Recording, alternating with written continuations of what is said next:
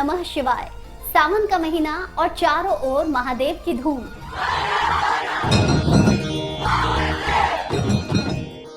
हर गली चौराहे पर बोल बम के जयकारे।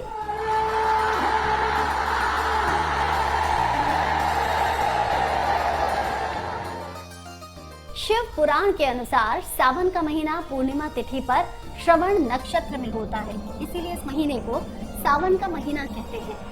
मान्यता है कि सावन के महीने में आने वाले सोमवार में व्रत रखते हैं और व्रत रखने से शिव जी की अति कृपा प्राप्त होती है। असल में देवों के देव महादेव को सावन का महीना ज्यादा प्रिय है। पौराणिक कथाओं के अनुसार एक बार ब्रह्मा जी के पुत्र सनत कुमारों ने शिव जी से प्रश्न किया, हे भगवान, आपको सावन का महीना इतना प्रिय क्यों है? तब भगवान शिव ने उन्हें एक कहानी सुनाई जो उनके विवाह से जुड़ी थी। बात भगवान शिव और माता पार्वती के विवाह के दौरान की थी। असल में राजा दक्ष के यज्ञ में आत्मदाह करने के बाद माता सती का दूसरा जन्म माता पार्वती के रूप में हुआ। माता पार्वती ने शिव जी को पाने के लिए कठोर तपस्या शुरू की। माता पार्वती के तप से प्रसन्न होकर भगवान शिव ने माता पार्वती को दर्शन दिए। तब माता पार्वती ने भगवान शिव के सामने उनसे विवाह करने की बात कही। धार्मिक ग्रंथों के मुताबिक तो सावन का ही महीना था जब भगवान शिव ने माता पार्वती से विवाह किया था, इसीलिए सावन का महीना शिव जी को सबसे ज्यादा प्रिय है। हालांकि इसके पीछे एक और पौराणिक कथा कही जाती है। कहते हैं जब अमृत के लिए देवताओं और दैत्यों ने मिलकर समुद्र मंथन किया था, वो महीना भी सावन का ही था।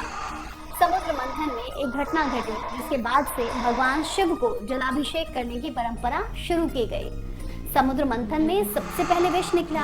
कहा जाता है कि उसकी गंध और तीव्र ज्वाला से सभी देवता और राक्षस बेचैन होकर इधर उधर भागने लगे। विष को कहीं फेंका भी नहीं जा सकता था क्योंकि इसका तेज इतना था कि पूरी सृष्टि का विनाश हो सकता था। इस संकट से बचने के लिए सबने भगवान शिव का रुख किया। भगवान ने सोचा, विचारा और फिर सृष्टि को बचाने के लिए भगवान ने विष का प्याला उठाया और पूरे विष को धीरे धीरे मुस्कुराते हुए पी गए। विष की वजह से भगवान महादेव का कंठ नीला पड़ गया।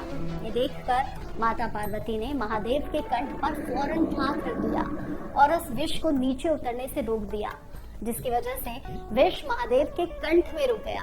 तब से महादेव को नीलकंठ महादेव के नाम से भी पुकारा जाने लगा। लेकिन विष का ताप इतना तेज था कि भगवान शिव को परेशानी होने लगी। विष के ताप को कम करने के लिए देवताओं ने शिव जी पर शीतल जल डाला। ऐसा करने से शिव जी को आराम मिला और वो खूब प्रसन्न हुए। तभी से भगवान शिव को जलाभिषेक करने की परंपरा शुरू हुई।